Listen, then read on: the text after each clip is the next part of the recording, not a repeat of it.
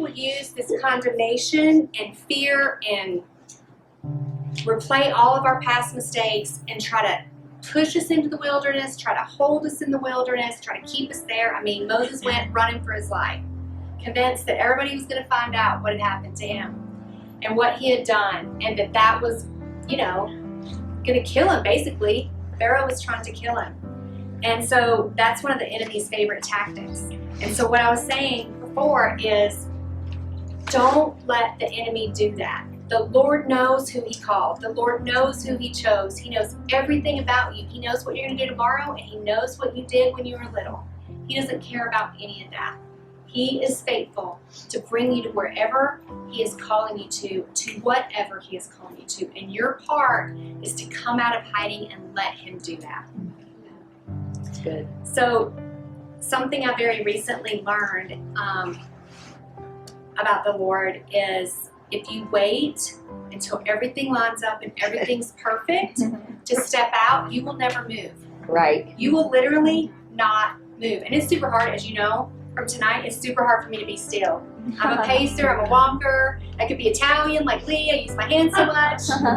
But when I get in a refined space like that and I start limiting myself based on my past and my history and who God has called me to be, and then on top of that, I start limiting God and what he can do to pull me out of it and what he can put on my life to send me where he wants me to go, regardless of my history, I'm all boxed in.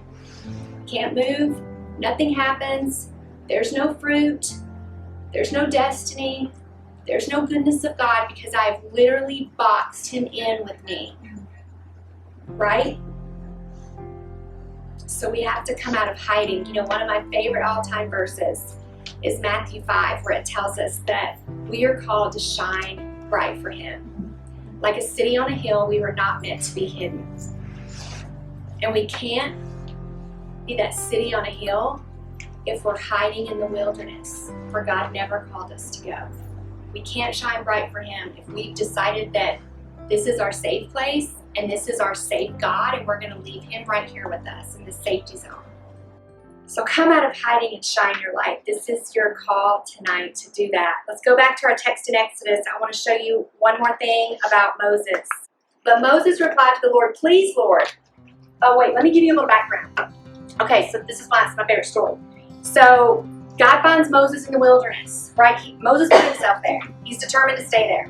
God comes and finds him. And he's like, "Moses, I'm calling you out. You are the deliverer of my people," which is kind of a big deal.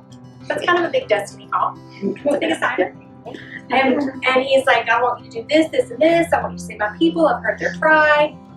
And I love the way Moses responds, because I can so relate to it. I love that the Lord puts real human people in the Bible for us to learn from and take examples from.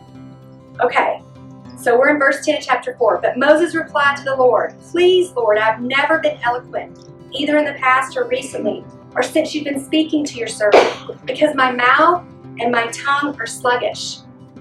The Lord said to him, "Who placed a mouth on humans?